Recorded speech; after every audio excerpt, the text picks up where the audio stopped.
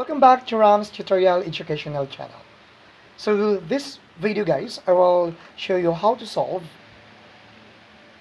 to add or subtract dissimilar fractions. For adding or subtracting dissimilar fractions, we have the following steps.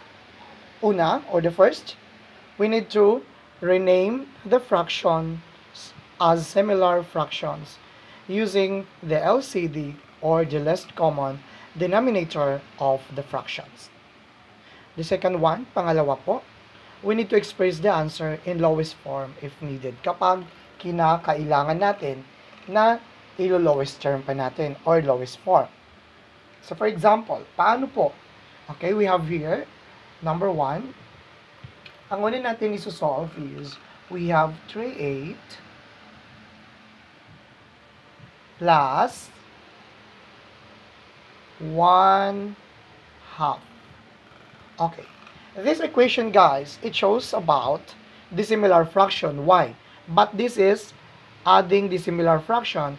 It's just because we use an addition sign.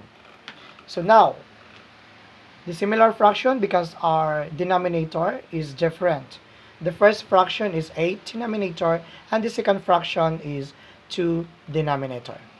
Now, to find or to rename this fraction into similar fractions, so we need to unlock first.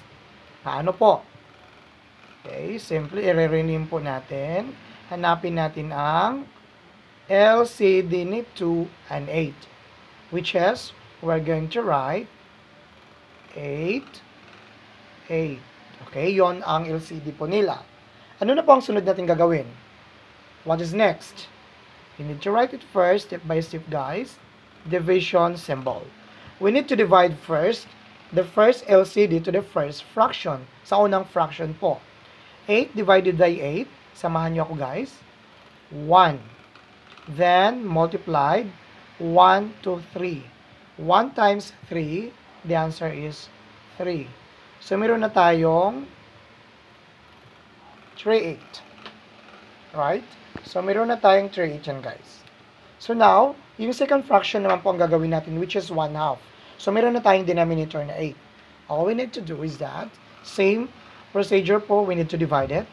8 divide 2, the answer is 4. Tama? I'm right. Next step is we need to multiply them. After divide, multiply, okay?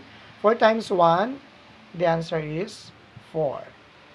So the second fraction is 4/8. So meron na tayong similar fraction because same denominator. 3/8 plus 4/8. Next thing we do, pa-plus na natin yung first numerator to second numerator. 4 plus 3 guys. So, lalagyan natin 4 plus 3. So, the answer is 7. So, we need to copy this one, the denominator, even though, kasi similar fraction na po sila. Hindi na natin ipa-plus yung 8 plus 8 like that. 7, 8.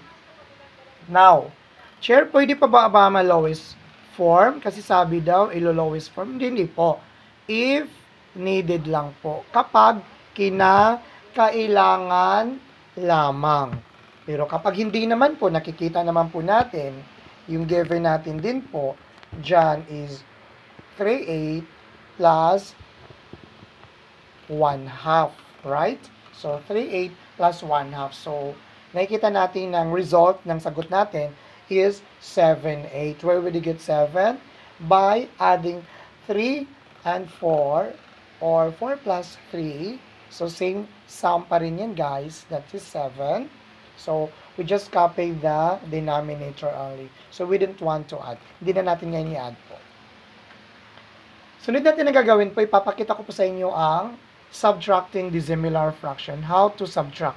Tapos na natin po, okay, si addition, how do you add or subtract dissimilar fraction? Kasi yun po yung question natin dyan, kung paano natin gagawin.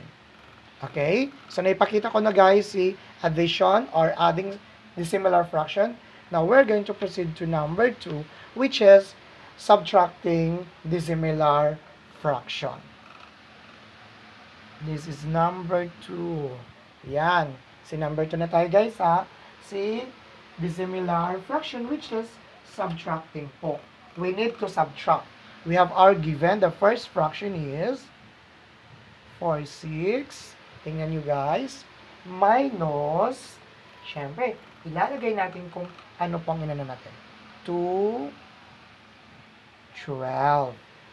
Same procedure guys. I-rename natin or hahanap tayo ng LCD between 6 and 12. Commonly guys, automatic 12 po ilalagay natin. Hindi po natin i-multiply si denominator to denominator because obviously 12 ang pwede natin gamitin. Same procedure guys, put division symbol. So we need to divide it. 12 divided by 6, the answer is 2. Same procedure guys, step by step. 2 times 4, the answer is 8. Ayan, meron na tayong first fraction na nagawa which is 8/12. Teacher Ram, ano pong sunod? Siyempre, yung second fraction natin which is 2/12. Ito po yun guys. Okay? Now, we need to divide it. 12 divided by 12 is 1 times 2 is 2. So, ang second fraction natin guys, 2/12. So, dito po, ang skills na kailangan natin dito, multiplication skills rather, division skills, and addition and subtraction skills. Okay? Now, let us proceed guys. Subtract na natin si 8 kay 2. Ibig sabihin, 8 minus 2. Dahan-dahan lang ni teacher para maintindihan na. So, 8 minus 2 guys, yan. Lagay natin dito 6. Bring down 12. Kasi po, itong si 12 na to, na denominator, bakit dalawa po? Kasi 2 fractions, but we need only to write 1 or copy the denominator only. No need to subtract it. Okay? Now, sure, pwede pa po natin, ito na po yung final answer natin, si 6/12. Hindi pa po. Hahanap po tayo sa kanya ng LCD ni 6 at 12. Anong ibig sabihin nun? Anong pwede natin na common factor or least common denominator of 6 and 12. Okay? So, guys, ito po ang common LCD natin kay 6 and 12. Okay? So, we have here, i-divide natin siya guys by 3. Yan. 6 divide 3, the answer is 2. 12 divide 3, the answer is 4. Pwede pa din natin to lowest form by dividing by 2s. 2 divided by 2, the answer is 1. 4 divided by 2, the answer is 2. So, ito na po yung pinaka LT or lowest form. Okay? Naintindihan po? Did you understand? Thank you again, my dear viewers, for watching Ram's Tutorial Educational Channel, and please like, share, and subscribe to our YouTube tutorial. And please don't forget to hit the notification bell icons so that you're updated on our latest video tutorial.